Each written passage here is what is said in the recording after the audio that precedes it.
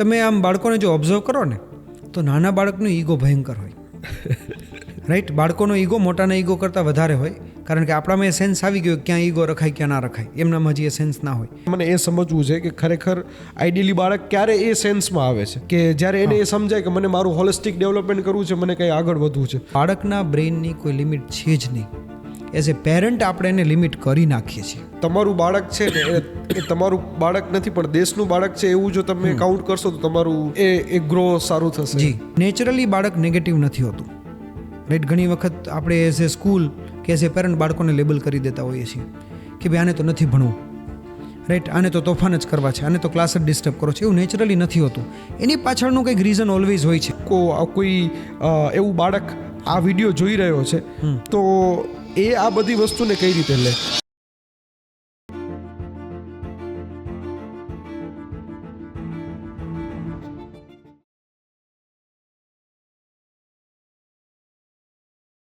Sir, મેં experience કર્યું છે સોસાયટીમાં ઘણી જગ્યાએ, અને કદાચ મને એવું લાગે છે, હું જો હોનેસ્ટલી કહું તો હું પણ એક પેરેન્ટ તરીકે ક્યાંક ચાઇલ્ડનું ધ્યાન રાખવાથી વધારે પોતાનો ઈગો સેટિસ્ફાઈડ કરતો હું એવું મને એક્સપિરિયન્સ થાય છે. હું ખુલીને કહેવા માંગુ છું.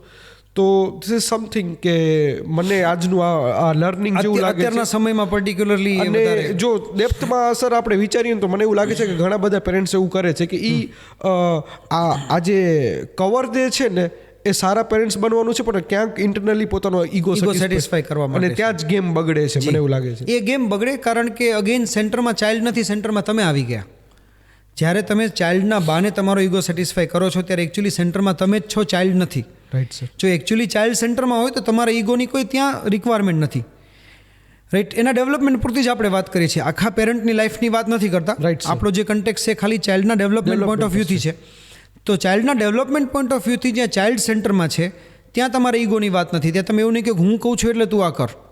ત્યાં તમે એવું જ કહેશો કે ભાઈ મારા ચાઇલ્ડ પ્રમાણે આ વસ્તુ બરાબર છે તો આ કરાય, આ ના કરાય. અથવા મને જ્યારે સારું લાગશે કોઈ એમ કહેશે કે તમારું ચાઇલ્ડ આ સારી રીતે પરફોર્મ કરી રહ્યું છે તો એ મારું ગોલ બની જાય. હા, એમ એ આપણું ગોલ બની જાય છે. બીજું જે હું ના કરી શકું એ ચાઇલ્ડ પાસે કરાવ.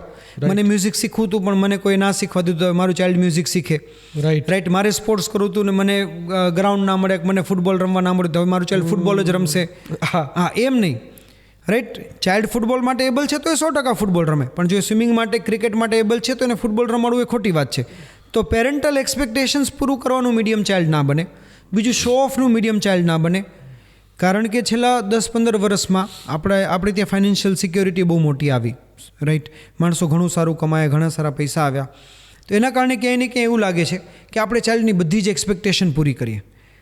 એના કારણે એવું થાય છે કે આપણે સમજતા નથી કે એને ખરેખર કેટલું જોઈએ છે, અને આપણે જે અનફુલફિલ્ડ ડિઝાયર હતી એ આપણે પૂરી કરવા માંડીએ છીએ કે ભાઈ દર 3 મહિને નવી બેગ હોય, પણ ભાઈ બેગ 3 વર્ષ ચાલે એમાં કંઈ તકલીફ નથી. વોટર બોટલ 2-3 વર્ષ ચાલે, અને સ્ટીલની વોટર બોટલ તો 5-7 વર્ષ ચાલે રાઈટ. લંચ બોક્સને કંઈ વાંધો નથી રાઈટ. અમે એવા પેરેન્ટ બી જોઈએ છીએ જે એના ચાઇલ્ડને દરરોજ સાંજે નવું ટોય લઈ આપે, દરરોજ સાંજે એક ચોકલેટ લઈ આપે, દરરોજ સાંજે એક નવી પેન હોય. સો એ અગેન ચાઇલ્ડ માટે તો છે જ નહીં. અને જો પેરેન્ટ્સ એવું કરે છે થોડો ટાઈમ સુધી તો અલ્ટિમેટલી એની નેગેટિવ ઇમ્પેક્ટ ચાઇલ્ડ ભોગવે છે, કારણ કે એને એવું થઈ જાય છે કે દરરોજ નવી વસ્તુ જોઈએ રાઈટ. એની લાઈફમાં જ્યારે વેરાયટી નહીં હોય ને ત્યારે એને મજા જ નહીં આવે. એની પાસે 200 પેન ઘરે પડી હોય રાઈટ, 20 લંચ બોક્સ પડ્યા હોય, 10 વોટર બોટલ પડી હોય. એક્સેસ બી એવો કે એને હાર્મ કરે છે. તમારી પાસે એક્સેસ હોઈ શકે, એની ના નથી, પણ એક્સેસ એવો હોવો જોઈએ કે જે ચાઇલ્ડને હાર્મ ના કરે. સર, થર્ડ અને મોસ્ટ ઇમ્પોર્ટન્ટ પાર્ટ મને એ સમજવું છે કે ખરેખર આઈડિયલી બાળક ક્યારે એ સેન્સમાં આવે છે કે જ્યારે એને એ સમજાય કે મને મારું હોલિસ્ટિક ડેવલપમેન્ટ કરવું છે, મને કંઈ આગળ વધવું છે. સર, હું 2-3 મારી ઇન્ટરેસ્ટિંગ સ્ટોરી કહી દઉં. સર, હું કચ્છના છે ને નાના ગામડાઓમાં મારા ફાધરનું ટ્રાન્સફર થતું. He was in forest department, અને ત્યાં હું સર એવી સ્કૂલમાં ભણ્યો છું જ્યાં કોઈ ટીચર્સ જ નહોતા. હું 7th સ્ટાન્ડર્ડ સુધી મને લખતા વાંચતા નહોતું આવડતું. ઓહો. 8th સ્ટાન્ડર્ડની અંદર હું ભુજ હોસ્ટેલમાં આવ્યો, જે અમારું હોસ્ટેલ ફૂડ સંસ્કાર બધી રીતે બહુ સારું હતું. તો 8th સ્ટાન્ડર્ડની સાથે મારું ચેલેન્જ એ હતું કે રાતના 10 વાગે લોકો બધા છોકરાઓ સૂઈ જતા, ત્યાં મને એ શરમ આવતી હતી કે મને વાંચતા લખતા નથી આવડતું, તો હું એડિશનલ પોતાની રીતે મહેનત કરીને વાંચતા લખતા આવડતું. અને 9th સ્ટાન્ડર્ડની અંદર મને મેથ્સ અને ઇંગ્લિશમાં લાઈક 50 આઉટ ઓફ 50 કે 100 આઉટ ઓફ 100 આ 1-2 વર્ષમાં થયું. મને કોઈ કીધું નહોતું. આ મને અંદરથી થોડીક શરમ આવતી હતી, એના લીધે મને કામ કરવું પડ્યું. અને સર બીજી તમે જે વાત કરીને સ્કૂલ એક્ટિવિટીમાં એને ઇમ્પ્રુવમેન્ટ કઈ રીતે લે, તો સર મારા કેસમાં એવું થયું હતું કે મને ક્રિકેટ નહોતું આવડતું અને બધા ક્રિકેટ રમે, બધા ક્રિકેટના શોખીન. તો એક એ ઇન્ટરનલ પેલું થઈ ગયું કે યાર હું નકામો છું એમ, મને આ સ્પોર્ટ્સ નથી આવડતું. અને મને સર જ્યારે મોકો મળ્યો ટેબલ ટેનિસ શીખવાનો, તો મને એક સ્પેશિયલ મારા સ્પોર્ટ ટીચર સાથે બહુ રિલેશન સારા થઈ ગયા કે આ એક જ બાળક છે જેને સારું આવડે છે, તો ડેલી સાંજના મને એ પ્રેક્ટિસ કરાવે. રાઈટ. તો ધીસ ઇઝ આ મારા લાઈફ એક્સપિરિયન્સ. તમે જ્યારે વાત કરતા હતા ત્યારે આ થતું હતું. તો જ્યારે કદાચ કોઈ એવું બાળક આ વિડીયો જોઈ રહ્યો છે, તો એ આ બધી વસ્તુને કઈ રીતે લે? આપણે જો એજ વાઇઝ સ્ટાર્ટ કરીએ ને, પહેલાં જે ફંડામેન્ટલ ફિઝિકલી આપણે મેજર કરીએ એની વાત કરીએ કે એજ તમે મેજર કરી શકો, રાઈટ, ઉંમર બાળકની મેજર કરી શકો. તો તમે આમ બાળકોને જો ઓબ્ઝર્વ કરો ને, તો નાના બાળકનો ઈગો ભયંકર હોય, રાઈટ. બાળકોનો ઈગો મોટાના ઈગો કરતાં વધારે હોય, કારણ કે આપણામાં એ સેન્સ આવી ગયો ક્યાં ઈગો રખાય ક્યાં ના રખાય, એમનામાં હજી એ સેન્સ ના હોય. તો બાળક જીદ ના છોડે, એટલે આપણે કહેવાય કે બાળહટ, રાઈટ. એ એટલા માટે જ કે એને એ સેન્સ નથી. એટલે જનરલી કિડ્સ છે ને નાનપણથી જ ઇમેજ કોન્શિયસ હોય, પણ એને એ નથી ખબર કે હું ઇમેજ કોન્શિયસ છું. Okay, right. એ હોય ખરા. એને ક્યારે એવું ના ગમે, તમે કોઈ પણ જો 3 ફ્રેન્ડ પહેલા ધોરણના 5 વર્ષના બાળકની મજાક ઉડાવશે તો એને ગમશે? તો એ શું થયું? એ ઇમેજ કોન્શિયસનેસ જ થઈ, એ ઈગો જ થયો, રાઈટ, કે મારો ઈગો હર્ટ થયો. કોઈ પણ બાળક જો હોમવર્ક કરતાં ભૂલી ગયો છે રાત્રે કોઈ પણ રીઝનથી, તો એક વખતથી છુપાવવાનું ટ્રાય કરશે. ઓકે, કે ભાઈ બીમાર હતો, ઘરે કોઈ નહોતું, ભૂલી ગયો એમ નહીં કે સીધું. કારણ કે એ પ્રોટેક્શનનું એક લેયર છે એનું, કે મારી ઇમેજ ના બગડવી જોઈએ, રાઈટ. ઘરે સ્કૂલથી કંઈ દાટ પડી હોય તો સીધું ઘરે નહીં કે, અગેન એ લેયર આવ્યું. તો એક સેન્સ તો બાળકોમાં ઓલરેડી હોય જ છે પોતાના માટેની, બાય બર્થ હોય છે, દરેક હ્યુમન બિઈંગમાં હોય છે. તો એ સેન્સ ક્યાંય જતી નથી, સિન્સ બર્થ બધામાં હોય છે. ખાલી એ સેન્સ ડાયવર્ટ થાય છે અલગ અલગ આસ્પેક્ટ્સમાં, જે આપણે જેમ મોટા થઈએ એમ. ઓકે. તો હવે નોર્મલી 7-8 વર્ષ સુધી બાળકોને ડેવલપમેન્ટના આસ્પેક્ટ્સ ખબર ના પડે કેમ ડેવલપ થવું શું, તો એને જે મળતું એ ગ્રાસ્પ જ કરતું હોય. એટલે એક તમને બહુ ઇન્ટરેસ્ટિંગ વાત કરું, અમે અહીંયા મોન્ટેસરી પ્રીસ્કૂલ ચલાવીએ. મોન્ટેસરી એક બહુ યુનિક ટીચિંગ મેથોડોલોજી છે કે જેમાં બાળકોના બ્રેઇન ડેવલપમેન્ટને એકેડેમિક્સ એસોસિએટ કરવામાં આવે કે ભાઈ 3 વર્ષના બાળકને આ ભણાવાય, એના બ્રેઇનમાં આટલું ડેવલપમેન્ટ થયું હોય તો એના બ્રેઇનના આ પોર્શનને વધારેમાં વધારે સ્ટિમ્યુલસ મળે એવું સ્ટડી કરાવાય. જે પાર્ટ ડેવલપ નથી થયું એનું સ્ટડી અત્યારે ન કરાવે, એનું પછી કરાવે. એની એક આખી એક બહુ સરસ મેથડ છે. અમે એની ટ્રેનિંગ માટે બેંગ્લોર ગયેલા અમારા સ્ટાફને લઈને. એટલે પછી અમે બેંગ્લોરની મોન્ટેસરી સ્કૂલ્સની વિઝિટ કરવા ગયા. તો ત્યાં અમે એવા બાળકોને જોયા, 5 વર્ષના બાળકો, LKG UKGના બાળકો જે 5 લેંગ્વેજ બોલે છે. જે બાળકો એડિશન એટલે સરવાળા કેરી ફોરવર્ડ સાથે, એટલે આપણે શું કહીએ સર, એ નેચરલ છે કે? હા, નેચરલ, એકદમ નેચરલ, રાઈટ. કોઈ એડિશનલ બર્ડન વગર, કોઈ એડિશનલ વસ્તુ વગર કેરી ફોરવર્ડ સાથે એના એડિશન કરે, બેઝિક મલ્ટિપ્લિકેશન કરે. એટલે જે નોર્મલી 7-8 વર્ષનું બાળક કરતું હોય, અને એ બી 2 કે 3 લેંગ્વેજમાં. સપોઝ આપણું ઇંગ્લિશ મીડિયમમાં બાળક ભણતું હોય તો ગુજરાતી, હિન્દી, ઇંગ્લિશ. આ બાળકો તો 1 કે 2 બીજી ફોરેન લેંગ્વેજ બી બોલતા હોય. સો અમને એ વસ્તુનું સરપ્રાઈઝ થયું કે આ કેવી રીતના થાય કે ભાઈ 5 વર્ષનું આપણું બાળક ને 5 વર્ષનું અહીંયાનું બાળક, એ તો સેમ જ રહેવાનું. કદાચ અહીંયાના પેરેન્ટ્સ થોડા વધારે ભણેલા ગણેલા હશે, થોડું ઘણું વધારે આવે, પણ બાળક તો એ જ રહે ને. ત્યાં અમે આ બધા કન્સેપ્ટ સમજવાના શરૂ થયા કે એવું નથી, બાળકના બ્રેઇનની કોઈ લિમિટ છે જ નહીં. એઝ એ પેરેન્ટ આપણે એને લિમિટ કરી નાખીએ છીએ. હવે જસ્ટ ઇમેજિન કે આ કેવડી મોટી, આમ જોઈએ તો બાળકો પર અત્યાચાર થયો કે જે અનલિમિટેડ વસ્તુ હતી એને આપણી અન્ડરસ્ટેન્ડિંગ ના હોવાના કારણે આપણે ઓલરેડી લિમિટેડ કરી નાખી. તો જેમ જેમ અમે એ વસ્તુમાં ઉતરતા ગયા ત્યાં અમને ઘણા બધા એવા શોકિંગ પેરામીટર્સ જાણવા મળ્યા કે એક બાળક આઈ થિંક 5-7 કે 10 વર્ષની એજ સુધી 15 થી 21 લેંગ્વેજ શીખી શકે, નેચરલી શીખી શકે, પાછું આર્ટિફિશિયલી એમ નહીં, રાઈટ. બાળક કેલ્ક્યુલેટરના હેલ્પ વગર 6 કે 8 ડિજિટના મલ્ટિપ્લિકેશન ડિવિઝન આરામથી કરી શકે. અને એવા બાળકો આપણે યુટ્યુબમાં ને એમાં જોતા જોઈએ છીએ, રાઈટ? એવી એટલી બધી એબિલિટીઝ બાળકો ડેવલપ કરી શકે જે ગણી શકાય એમ નથી. દેટ મીન્સ કે એનામાં કેપેસિટી છે, પણ હજુ સેન્સ નથી. 7-8 વર્ષ સુધી એ સેન્સ નથી કે આ સારું, આ ખરાબ, રાઈટ? મારે આમાં આગળ વધવું, આમાં આગળ વધવું. એને જે મળે છે ને એટલું એ ગ્રાસ્પ જ કરે છે.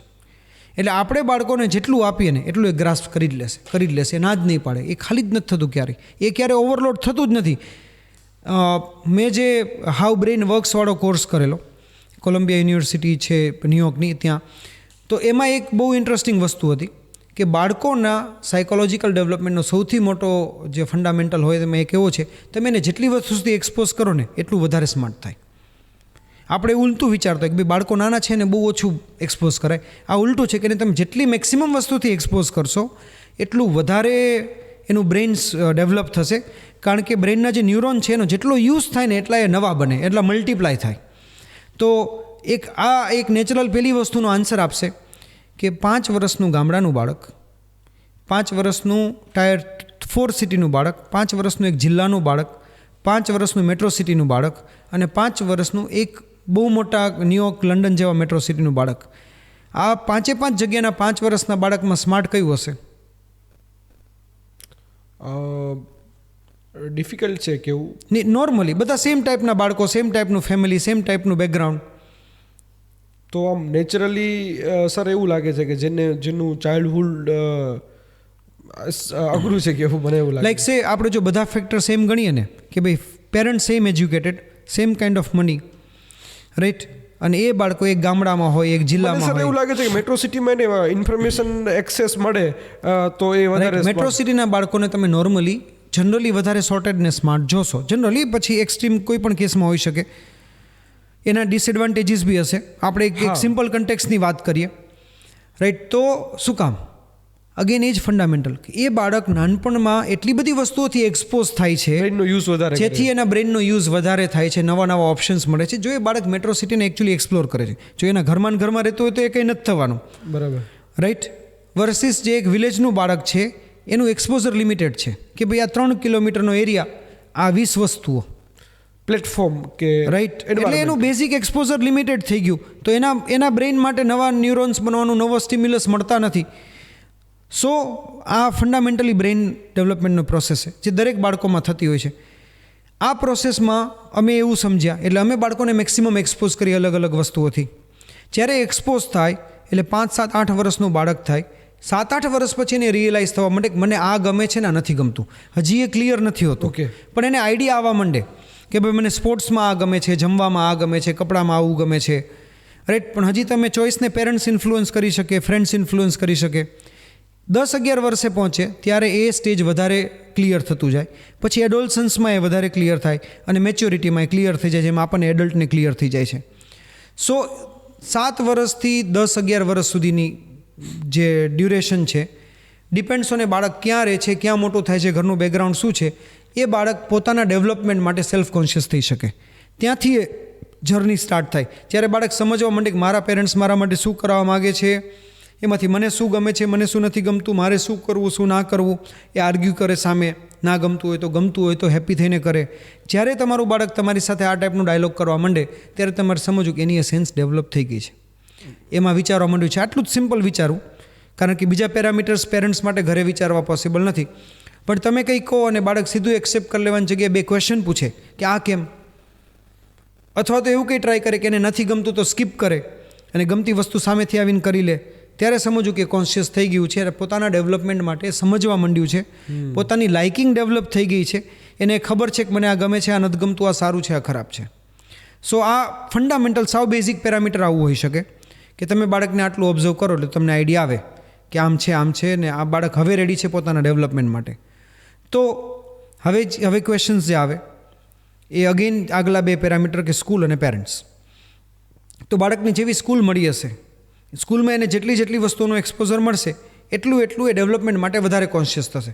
સપોઝ એક સ્કૂલ છે, આપણી સ્કૂલ છે જ્યાં આપણે લીડરશિપનું એક્સપોઝર આપીએ છીએ 11 વર્ષના બાળકને, કોઈ બીજી સ્કૂલ છે જ્યાં એક્સપોઝર નથી મળતું, તો આ બાળકને લીડરશિપનું એક્સપોઝર મળવાના કારણે એ સેન્સ થઈ ગઈ કે ભાઈ આ ડેવલપ કરાય. બીજું બાળક નેચરલી કદાચ ડેવલપ કરી લેશે, કદાચ નહીં કરે, પણ એક્સપોઝરથી ડેવલપ નથી થઈ રહ્યું, તો એની સેન્સ ત્યારે ડેવલપ નથી થતી. કદાચ મોટા થઈને થશે, પછી સમજ આવી જશે, નહીં આવે એવું નથી, પણ જે ક્લિયરિટી યંગ એજમાં આવે એ ત્યાં આવતા વાર લાગે અથવા તો ના આવે. એવી જ રીતના જેટલી બીજી એક્ટિવિટી હોય, સ્પોર્ટ્સ હોય, મ્યુઝિક, આર્ટ, ડાન્સ હોય, સ્ટડીઝ હોય, સ્કૂલની બીજી એક્ટિવિટીઝ હોય, એમાં જે એક્સપોઝર બાળક જેટલું ગેઇન કરે એ એક્સપોઝર પ્રમાણે એની લાઇકિંગ ફિક્સ થતી જાય. એટલે નોર્મલી અમે કેવું જોઈએ કે નાનું બાળક હોય ને, ફર્સ્ટ, સેકન્ડ, થર્ડ ગ્રેડનું, પ્રી પ્રાઇમરી ગ્રેડનું, એને તમે જેટલી કોમ્પિટિશન કહો ને બધામાં પાર્ટિસિપેટ કરે, જેટલી એક્ટિવિટી આપો ને બધી કરે, ડાન્સ આપો ડાન્સ કરે, મ્યુઝિક આપો તો મ્યુઝિક કરે, આર્ટ આપો તો આર્ટ કરે, સ્પોર્ટ્સ આપો તો સ્પોર્ટ્સ કરે. પણ એ ચાઇલ્ડ 4થમાં આવે ને પછી એમ કહેશે હવે મારે મ્યુઝિક કરવું છે, ડાન્સ નથી કરવું, સ્પોર્ટ્સમાં આ બધા નથી કરવા, એક જ કરવું છે કે આ બે જ કરવા છે, ઓકે, સબ્જેક્ટ્સમાં મને આમાં મજા આવે છે, આમાં મજા નથી આવતી, રાઈટ. તો ધેટ ટેલ્સ કે આ ફેઝ અહીંયાથી સ્ટાર્ટ થયો. પહેલાં એક્સપોઝર હતું એટલે સમજ પડી, જ્યારે એજ આવી ત્યારે એક્સપોઝરમાંથી ચોઇસ બિલ્ડ થવાની શરૂ થઈ. એટલે આ સ્કૂલ એન્ડથી આવું હોય કે સ્કૂલ એન્ડથી જેટલું મેક્સિમમ એક્સપોઝર એટલી બાળકોની અન્ડરસ્ટેન્ડિંગ જલ્દી ડેવલપ થાય, અન્ડરસ્ટેન્ડિંગ જલ્દી ડેવલપ થાય એટલે એ જલ્દી સોર્ટેડ થાય, એટલી એને સારી ખરાબ ખબર પડવા માંડે, સાચું ખોટું ખબર પડવા માંડે, એ પોતાના માટે જલ્દી ઇન્ડિપેન્ડન્ટ થવા માંડે.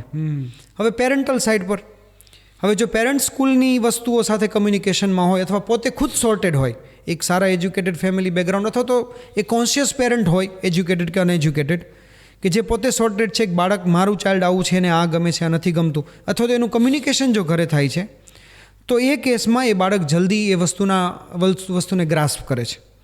જ્યારે નથી થતું ત્યારે નેચરલી બાળક કરવાનું તો છે જ, પણ એને ટાઈમ લાગશે. તો 7 વર્ષથી 10, 11, 12 વર્ષ વચ્ચે તમને આ જર્ની સ્ટાર્ટ થતી જોવા મળે. ડિપેન્ડ્સ ઓન ઘરનું એન્વાયરમેન્ટ, સ્કૂલનું એન્વાયરમેન્ટ, બાળકનું એક્સપોઝર, એનો ઇન્ટરેસ્ટ, અને પછી એ જર્ની ચાલુ થઈ જાય, રાઈટ. હવે જ્યારે બાળક 12-15 વર્ષની એજ પર પહોંચે, જ્યારે એને આ વસ્તુઓ ક્લિયર થઈ જાય છે કે મને આ ગમે છે ને આ નથી ગમતું, પછી એની એકચ્યુઅલ જર્ની સ્ટાર્ટ થાય. એટલે આપણે ગુજરાતીમાં કહીએ એ કહેવત છે કે બારે બુદ્ધિ તેરે સુધી, રાઈટ. એના માટે બારે બુદ્ધિ મીન્સ એનું લોજિક ત્યાંથી ડેવલપ થયું, એની લાઇકિંગ ક્લિયર થઈ ગઈ કે હવે મને આ ગમે છે ને નથી ગમતું. પછી ક્રિકેટ ગમતું હોય ને તમે એને ફૂટબોલ ના રમાડી શકો. સર મને એવું લાગે છે કે આ લાઇકિંગ ને ડિસલાઇક એની જ્યારે ક્લિયર થાય, ફોર એક્ઝામ્પલ 12 કે 13 વર્ષે, એના પછી શું બાળક, તમારા એવો અનુભવ ખાસ કહેજો કે ફોર એક્ઝામ્પલ મને ખબર પડી ગઈ કે મને ટેબલ ટેનિસ ગમે છે, તો એવા ક્વેશ્ચન પૂછવાના સ્ટાર્ટ કરે કે આનામાં વધારે કઈ રીતે ડેવલપ કરું. અત્યારે ફોર એક્ઝામ્પલ આપણા પ્રધાનમંત્રીને બાળકો એવું પૂછે છે કે એક્ઝામની પ્રિપરેશન કઈ રીતે કરવી, જી, એક્ઝામના પ્રિપરેશનમાં સ્ટ્રેસ કઈ રીતે ના આવતો, એ લોકોના પોતાના ડેવલપમેન્ટ માટેના ક્વેશ્ચન્સ કેવા હોય છે, અને પછી આપણે એના સોલ્યુશન કહો. જી, ક્વેશ્ચન્સ છે ને એકચ્યુઅલી ક્વેશ્ચન્સના ફોર્મમાં નથી હોતા બાળકોના, અને દર વખતે ક્વેશ્ચન બી નથી હોતા. તમે બાળકોને 2 રીતના આઈડેન્ટિફાઈ કરી શકો. પહેલું, તમે એને જો થોડો ટાઈમ ફ્રી આપો ને એ શું કરે છે જોઈ લો, એટલે ત્યાં તમને એક આઈડિયા આવી જાય કે આની નેચરલ લાઇકિંગ ક્યાં છે. બરાબર. સપોઝ મેં એને ફ્રી ટાઈમ આપ્યો ને ટેબલ ટેનિસના રૂમમાં ગયો, તો ઇટ્સ ક્લિયર કે એને ટેબલ ટેનિસ ગમવું બીજાની કમ્પેરિઝનમાં વધારે ગમે છે, કારણ કે એની પાસે ફ્રી ટાઈમ હતો, બધી ચોઈસ ઓપન હતી. એ લાઇબ્રેરીમાં ગયો તો રીડિંગ, એ ક્લાસરૂમમાં કોઈ સબ્જેક્ટ ટીચર સાથે બેઠો છે તે સબ્જેક્ટ, રાઈટ. તો એ એક નેચરલ આઈડિયા આપે છે આપણને કે બાળકની લાઇકિંગ ક્યાં છે. બીજું એવું હોઈ શકે કે જ્યારે તમે એની ઓપોઝિટ કરાવો છો, રાઈટ, ત્યારે એનું રિએક્શન એ બાળકોમાં બી બહુ સ્ટ્રોંગ જોવા મળે. કે સપોઝ આજે કોઈ બાળકને ડાન્સ ગમે છે અને હું એને આર્ટ ક્લાસમાં પરાણે મોકલું છું, તો એ કોઈ નેગેટિવ વસ્તુમાં ઇન્ક્લુડ થશે, આર્ટમાં ઇન્વોલ્વ નહીં થાય, મસ્તી કરવાની ચાલુ કરશે, બીજાને ટીઝ કરવાના ચાલુ કરશે, બીજાની વસ્તુ લઈ લેશે, કોઈનું પેજ ફાડી લેશે. એ સમહાવ એવું કંઈ કરશે કે જેથી એને ના કરવું પડે. સો એ બીજું પેરામીટર છે કે જ્યાં તમને ખબર પડે કે ભાઈ આને આ નથી ગમતું, એને બીજું કંઈક ગમે છે, ત્યાં મોકલો, રાઈટ. ત્રીજું આવે છે કે જે બાળકો એક્સ્ટ્રોવર્ટ છે. ઇન્ટ્રોવર્ટ બાળકોમાં તમારે આવી જ રીતના જોવું પડે, કારણ કે એ બોલશે ક્યારેય નહીં, એ ક્વેશ્ચન સામેથી નહીં પૂછે, પણ એની એક્ટિવિટીના બેઝ પરથી, એના લાઇકિંગના બેઝ પરથી તમને ખબર પડી જાય કે આને આ ગમે છે, પછી આગળ તમે એમાં ગાઈડ કરી શકો. એમાં જો teachers, supervisors, coordinators, principal, school management થોડું એક્ટિવ હોય તો એ બાળકોને જલ્દી ગાઈડન્સ મળે. પેરેન્ટ્સ એક્ટિવ હોય તો ઘરે ઓબ્ઝર્વેશન થઈને જલ્દી ગાઈડન્સ મળે ઇન્ટ્રોવર્ટ બાળકોને. પણ જે એક્સ્ટ્રોવર્ટ બાળકો છે કે જે એમને બધાની સાથે વાત કરી લેતા હોય, એ ક્વેશ્ચન્સ પૂછે કે ભાઈ મારે ટીટી રમવું હોય તો શું કરવું, કાં તો એ તમે સપોઝ સ્કૂલમાં કંઈ પ્રોજેક્ટ આપ્યો કે સ્પોર્ટ્સનો પ્રોજેક્ટ કરજો, તો એ જ વસ્તુનો પ્રોજેક્ટ કરીને આવશે. એ એન્યુઅલ એક્ઝિબિટ હોય તો એ જ પ્રોજેક્ટમાં પાર્ટિસિપેટ કરશે જે સબ્જેક્ટ એને ગમે છે. સો આ વસ્તુઓ બેઝિકલી ઓબ્ઝર્વેશનની છે. જ્યારે આ વસ્તુ ઓબ્ઝર્વેશન થાય ત્યારે એ બાળકની લાઇકિંગ તમને ખબર પડે. જ્યારે તમને લાઇકિંગ ખબર પડે ત્યારે એઝ એ સ્કૂલ અથવા એઝ એ પેરેન્ટ તમે એને એના ઓપ્શન્સ આપો. જો એ ઓપ્શન્સ એક્સેપ્ટ કરી લે તો તમારી લાઇકિંગ કન્ફર્મ. જો એ ઓપ્શન્સ એક્સેપ્ટ નથી કરતું તો એ લાઇકિંગ હજી કન્ફર્મ નથી, એ પ્રોસેસમાં છે. અથવા તો એ લાઇકિંગ નથી, બીજું કંઈક છે, ટેમ્પરરી હોઈ શકે કંઈ. રાઈટ. એટલે તમે મોસ્ટલી જુઓ ને તો બાળકોને છે ને જ્યારે તમે કરિયરની વાત કરવાની ચાલુ કરો ને 10, 11, 12 વર્ષથી અમે એ એજમાં ચાલુ કરીએ એટલે એના ઇનિશિયલ કરિયર કેવા હોય ખબર છે? પાયલટ, એસ્ટ્રોનટ, અડધો ક્લાસ એમ કે મારે પાયલટ બનવું છે, રાઈટ, એર હોસ્ટેસ, સોલ્જર. કારણ કે એ મેચ્યોરિટી નથી, હજુ જસ્ટ એને કંઈક જોયું છે ને કરે છે. પછી જ્યારે તમે એને ક્વેશ્ચન પૂછવાનું ચાલુ કરો, ગાઈડ કરવાનું ચાલુ કરો, એમ બધું ચેન્જ થતું જાય. ઇવેન્ચ્યુઅલી 2, 3, 4 વર્ષે એ બધું સેટલ થાય. સો એ ઓબ્ઝર્વેશનની પ્રોસેસ છે જે સ્કૂલ, ટીચર, પેરેન્ટ્સ ઓબ્ઝર્વ કરીને એને ગાઈડ કરે. તમે એને ઓપ્શન્સ આપો, એમાંથી એ ચૂઝ કરે, એમાંથી તમે જુઓ. અને ક્વેશ્ચન્સ નોર્મલી આના રિલેટેડ જ હોય. કારણ કે એક વસ્તુ બીજી મેં નોર્મલી જોઈ છે, નેચરલી બાળક નેગેટિવ નથી હોતું.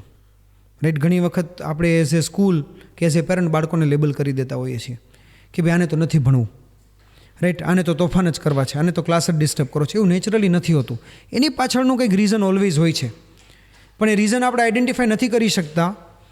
અને એ બાળકને જે આપણે કરાવી છે એમાં ઇન્ટરેસ્ટ નથી, એટલે આ વસ્તુ થાય છે.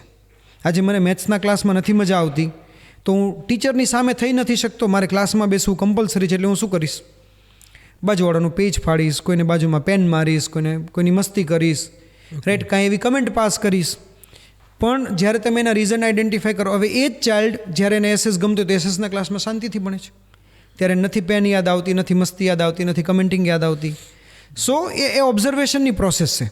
તમે જેટલું ઓબ્ઝર્વ કરો, જેટલું ડેપ્થમાં ઓબ્ઝર્વ થાય એટલું લાઇકિંગ્સ ક્લિયર થાય. અને બાળક બી એવી જ રીતના શીખે છે. પણ ત્યારે જો એને કોઈ ગાઈડ મળે, કોઈ મેન્ટર મળે તો એની આ ક્લિયરિટી આપી શકે કે કોઈ બાળક કોઈ સર્ટન વસ્તુમાં ઇન્ટરેસ્ટેડ નથી, પણ તમે એને ગાઈડ કરો કે જો આ વસ્તુ તું કરીશ. એટલે સર મારો ક્વેશ્ચન એ છે કે એ કેવા ક્વેશ્ચન પૂછે છે? એટલે દર વખતે ક્વેશ્ચન નથી પૂછતા, રાઈટ. ઇન્ટ્રોવર્ટ બાળકો નોર્મલી ક્વેશ્ચન નથી પૂછતા. એક્સ્ટ્રોવર્ટ બાળકોમાં બી એવા બાળકો કે જેને ક્યાંક ને ક્યાંક કોઈનો ફિયર છે એ બી ક્વેશ્ચન નથી પૂછતા. એ એટલી જ જગ્યાએ ક્વેશ્ચન પૂછે કે જ્યાં એ કમ્ફર્ટેબલ છે. તો ઘણી વખત એ ભાઈને ક્વેશ્ચન પૂછે, બેનને પૂછે, મમ્મીને પૂછે તો પપ્પાને પૂછે, કાં તો કોઈ ટીચરને પૂછે. તો એના ક્વેશ્ચન્સ બહુ બેઝિક હોય કે આ કેમ બનાય, આના માટે શું ભણવાનું, રાઈટ. ત્યાં એવી કોઈ પ્રોફેશનલ ડેપ્થ નથી હોતી એના ક્વેશ્ચનમાં કે જેના પરથી કે એની લાઈફ ચેન્જ થઈ જાય. પણ યસ, જો તમે એ ક્વેશ્ચન સમજી શકો તો એટલું થઈ શકે કે તમે એને ગાઈડ કરી શકો કે ભાઈ ઓકે, તારે આ બનવું છે તો તું એક કામ કર, આ વિડીયો જોઈ લેજે, જો તને એમાં ગાઈડન્સ મળશે, તારે એના માટે આ કોર્સ કરવાનો. અને જો આપણી પાસે સારા પેરેન્ટ કે ટીચર હોય તો એ ડ્યુરેશનમાં, પર્ટિક્યુલરલી 10 થી 15, 16 વર્ષના ડ્યુરેશનમાં બાળકોને તમે મોટિવેટ કરી શકો ઘણી બધી વસ્તુઓ કરવા માટે. આજે સપોઝ કોઈ ચાઇલ્ડ આવીને એમ પૂછ્યું કે મારે પાયલટ બનવું છે, મારે શું સ્ટડી કરવું જોઈએ? સો નેચરલી પહેલો આન્સર એવો હોય કે ભાઈ તારે મેથ્સ અને ફિઝિક્સ સ્ટડી કરવું પડે, એ રિક્વાયર્ડ છે, રાઈટ. સાથે તારે એરોનોટિકલ એન્જિનિયરિંગ જોઈએ, એટલે તારે એન્જિનિયરિંગનું બેકગ્રાઉન્ડ જોઈએ. હવે પછી એની સાથે આપણે વાત કરીએ કે તને કેવો પાયલટ ગમશે? જાડિયો પાડિયો, ફાંદાડો, અનફિટ, કે તને કેવો પાયલટ ગમશે? એકદમ ફિટ હોય, રાઈટ, જે એક્ટિવ છે, જેની આઈ સાઇટ સરસ છે, તો એ શું કહેશે? તો ત્યાં તમે એને એક્સરસાઇઝ માટે મોટિવેટ કરી શકો છો. Okay, right. તો એ બેઝિકલી ઓબ્ઝર્વેશન, એના ક્વેશ્ચન સમજીને એને મોટિવેશનની જે પ્રોસેસિંગ જે એના પાર્ટમાં લેકિંગ છે, જે બાળક નથી સમજી શકતું બિકોઝ હી ઇઝ ચાઇલ્ડ કે શી ઇઝ ચાઇલ્ડ, એને ખાલી મોટિવેટ એ જ વસ્તુને રિલેટ કરીને કરવાથી તમે એની પાસેથી ઘણું બધું કરાવી શકો છો. આજે સપોઝ ઘણા બાળકો એમ કે ભાઈ મારે એક્ટર બનવું છે પણ પબ્લિક સ્પીકિંગ નથી આવડતું, તો તમે ત્યાં રિલેટ કરો. એટલે સર હું એવું સમજું છું કે જે બાળક એક સારા અંડર ઓબ્ઝર્વેશનમાં છે જી, અને એને જેને સારું વાતાવરણ મળે છે, જે એક સારા અંડર ઓબ્ઝર્વેશનમાં છે અને જેને સારું વાતાવરણ મળે છે, તો એને ઉજ્જવલ ભવિષ્યમાં કે હોલિસ્ટિક ડેવલપમેન્ટમાં બૂસ્ટર મળે છે. બૂસ્ટર મળે છે. અને નેચરલી એજમાં છે ને બીજાથી આગળ હોય, ખાલી બૂસ્ટર મળે છે. ઘણી વખત એવું બી થાય છે કે જે બાળક સર્ટન એજમાં છે, 11 વર્ષે, એ બાળક લાસ્ટમાં છે ડેવલપમેન્ટમાં, પણ જ્યારે એ આવા વાતાવરણમાં જાય છે ને ત્યારે લાસ્ટમાંથી મિડલમાં આવી જાય છે, ક્યારેક આગળ જતું રહે છે. ગ્રેજ્યુઅલ પ્રોસેસમાં આગળ જતું રહે છે. એ ધેટ ઓલ્સો ડઝન્ટ મીન કે જેને નથી મળતું એનું ડેવલપમેન્ટ નહીં થાય, કે એનું ભવિષ્ય બ્રાઇટ નથી, પણ એને ટાઈમ લાગશે જ્યાં સુધી એ પોતે સેન્સમાં ના આવે. મળે છે ને એ આ એક એડિશનલ એડવાન્ટેજ, એને એડિશનલ એડવાન્ટેજ 100% મળે છે. જેને નથી મળતું ને એ હંમેશા પછી પેલા નસીબ જેવી વાત છે.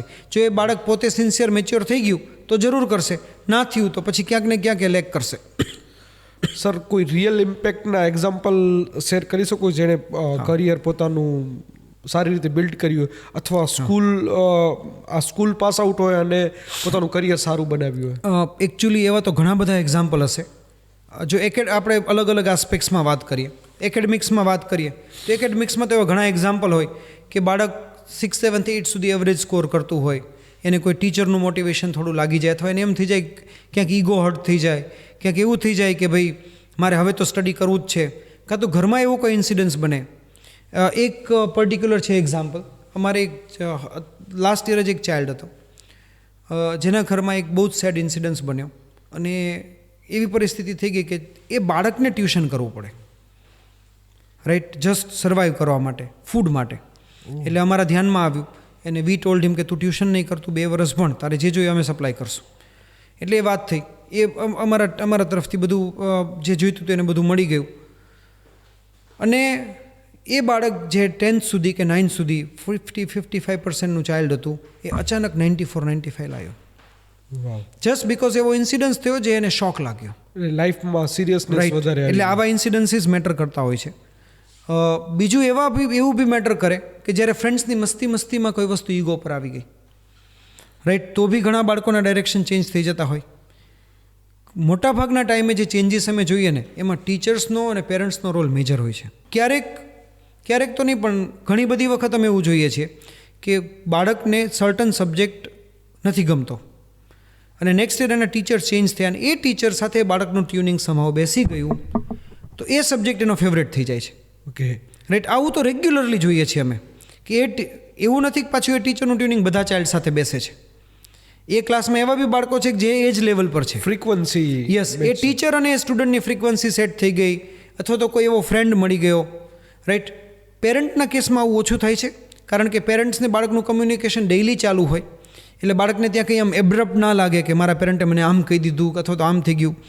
પણ ટીચર સાથે, ફ્રેન્ડ સાથે, આવા કોઈ સોશિયલ કે પર્સનલ ઇન્સિડન્ટ સાથે ઘણી વખત ઇવન પોઝિટિવલી જોઈએ તો અમુક ઇન્સિડન્સીસની ઇમ્પેક્ટ હોય છે. જેમ કે જ્યારથી આપણે સ્પોર્ટ્સની લીગ્સ ચાલુ થઈને ત્યારથી નેચરલી બાળકોમાં સ્પોર્ટ્સનું ઇન્ક્લિનેશન વધી ગયું કારણ કે એમને રિયલાઇઝ થયું કે આ એક ઓપ્શન છે, રાઈટ. અત્યાર સુધી એ રિયલાઇઝ નથી થતું અથવા તો પેરેન્ટ્સ કરવા નહોતા દેતા, રાઈટ. જેમ કે પીવી સિદ્ધુ જ્યારે મેડલ લઈ આવ્યા, રાઈટ, કે મેરી કોમ મેડલ લઈ આવ્યા તો ગર્લ્સમાં એક અચાનક એવું ઇન્ક્લિનેશન આવ્યું કે આપણે સ્પોર્ટ્સમાં કંઈક કરી શકીએ. ત્યાં સુધી અમે એવું જોતા કે ગર્લ્સને અમે સ્પોર્ટ્સ લેક્ચરમાં કહીએ, પરાણે કહીએ તો બી 30 ગર્લ્સમાંથી 8-10 ગર્લ્સ એમ કે ના અમારે નથી રમવું. હાયર સિનિયર ક્લાસની ગર્લ્સ, રાઈટ, 10, 11, 12ની ગર્લ્સ, કોઈ પણ રીઝનથી, કોઈ પણ એક્સક્યુઝીસથી. પણ જેવા આ ફિમેલ એથ્લીટ્સને મેડલ લાવતા જોયા તો એ રેશિયો 10માંથી 2 ગર્લ્સનો થઈ ગયો, બાકી બધી ગર્લ્સ રમવા જવા માંડી. જ્યારે ફિઝિકલ ફિટનેસ માણસોને સમજાવવા માંડી તો અચાનક માણસો આમાં એક્ટિવ થઈ ગયા. તો આવા ઇન્સિડન્સીસ બાળકોની લાઈફમાં નાના મોટા થાય ને એ વધારે મેટર કરે છે અને એના માટે લોંગ ટર્મ ઇમ્પેક્ટ હોય છે. અમે ઘણા બધા બાળકો એવા જોઈએ કે એ ચાઇલ્ડને અમે સાવ નોટોરિયસ ગણતા હોઈએ, રાઈટ, પણ એનામાં કંઈક એવો ઇન્સિડન્સ આવે ને અચાનક એવડું મોટું ચેન્જ આવે કે એકદમ સિન્સિયરલી એ પોતાનું કામ કરે, લાઈફમાં એવી અમેઝિંગ અચીવમેન્ટ લે. અત્યારે અમારે એવા બાળકો છે કે જેના વિશે તમે એવું કહી શકો સોશિયલ સ્ટાન્ડર્ડ પ્રમાણે કે ભાઈ આ ડબ્બો ગણાય, રાઈટ. અને અમે હંમેશા એ બાળકોને એવું કહેતા કે તમારે આ વસ્તુઓ નથી સાંભળવાની, તમે 50% લાવે એનાથી જિંદગી નથી પૂરી થઈ જતી, રાઈટ. 50% લાવવાવાળા કેટલાય સક્સેસફુલ છે, તમારે ખાલી એટલું જ કરવાનું છે કે એક વસ્તુ પર ચોંટી પડો. આજે એમાંથી 2 બાળકો એવા છે જે પ્રોબેબલી યરલી કરોડોનું ટર્નઓવર કરે છે. બિઝનેસમાં 25-27 વર્ષની એજ પર 50 વર્ષનો માણસ એને રિસ્પેક્ટથી જોવે છે કે આ છોકરો કંઈક કરી લેશે, રાઈટ. અમુક બાળકો એવા છે કે અત્યારે વર્લ્ડની ટોપ ફર્મમાં પ્લેસ થઈ ગયા, મેકેન્સીમાં, ગૂગલમાં, એમેઝોનમાં, રાઈટ. વર્લ્ડની ટોપ યુનિવર્સિટીઝમાં સ્ટુડન્ટ્સ ભણે છે.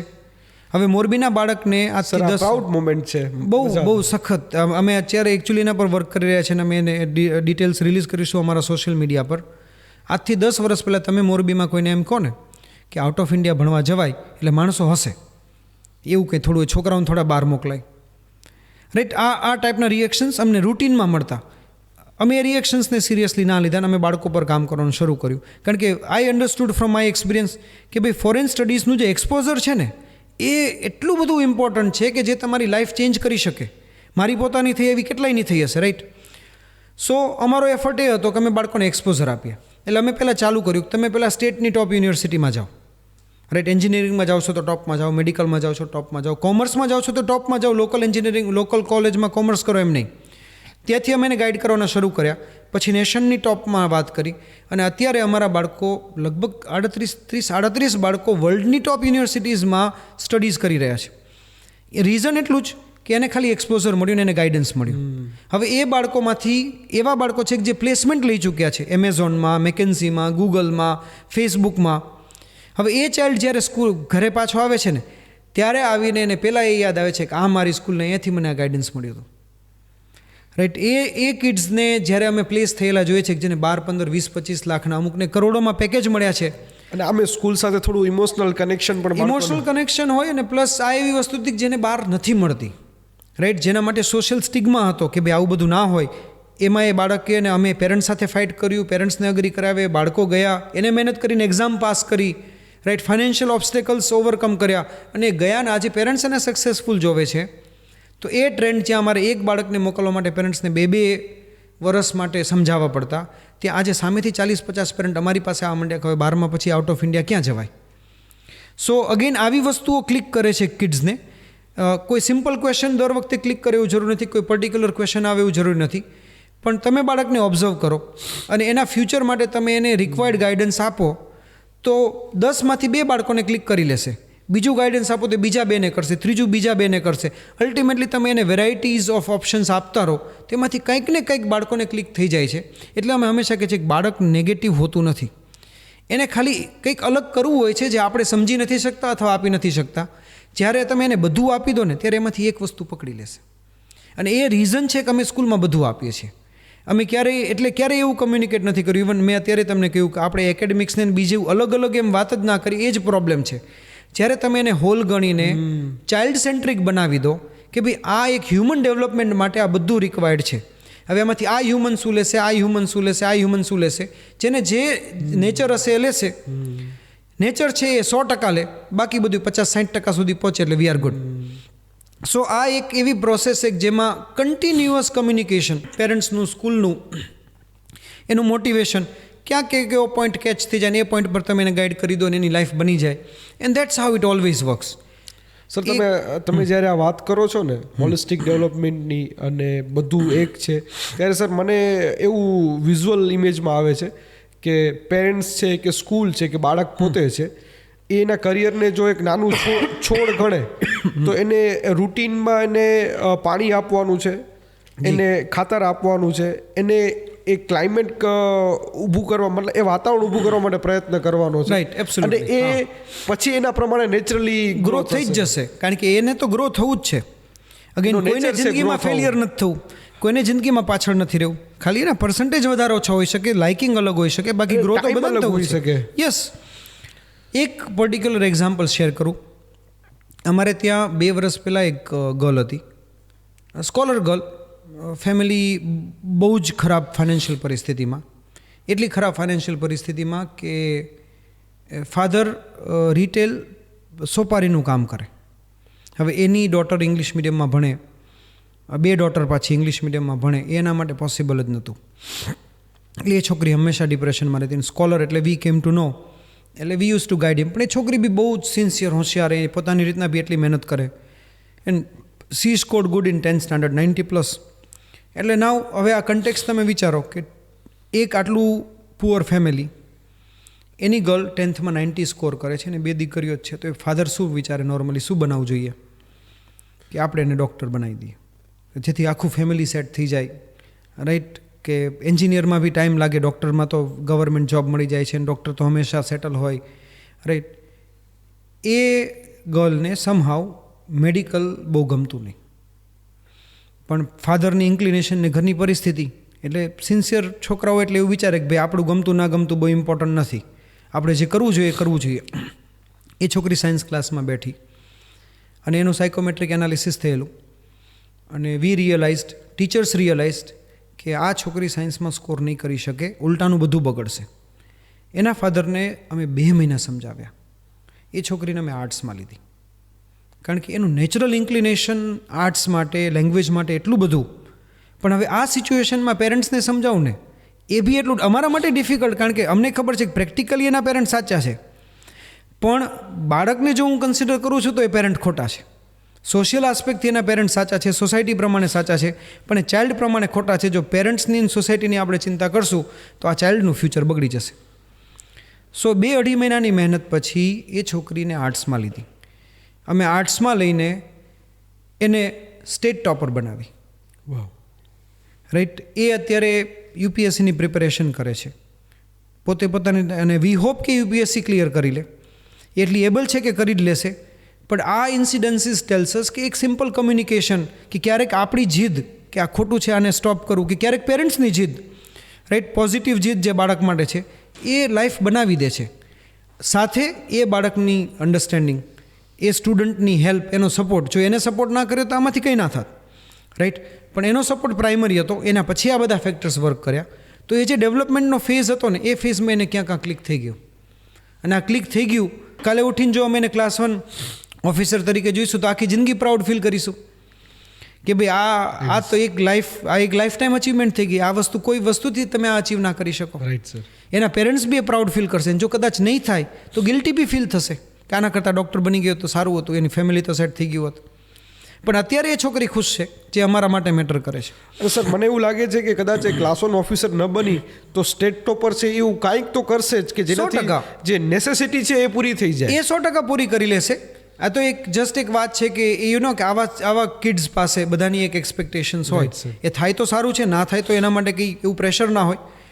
બટ એ કન્ડિશનમાં આ કોલ લેવો ઘણો અઘરો હોય છે. પેરેન્ટ્સ માટે બી અઘરો હોય છે. છેલ્લેના પેરેન્ટ્સ માન્યા એ જ વાત છે, ના માન્ય હોત તો કોઈ કંઈ ના કરી શકત, રાઈટ. પણ એના ફાધરે બી આ કન્ડિશનમાં એ વસ્તુ માટે અમને સપોર્ટ કર્યો કે ના આ ચાલશે, રાઈટ. અને અમે એ રિઝલ્ટ લાવી શક્યા, અને એ ચાઇલ્ડ અત્યારે એ લેવલ પર ડેવલપ થવા માંડ્યા. સો લાઈક પર્ટિક્યુલર ક્વેશ્ચન જરૂરી નથી, પર્ટિક્યુલર સિનારીઓ બધા માટે અપ્લાય થાય એ જરૂરી નથી.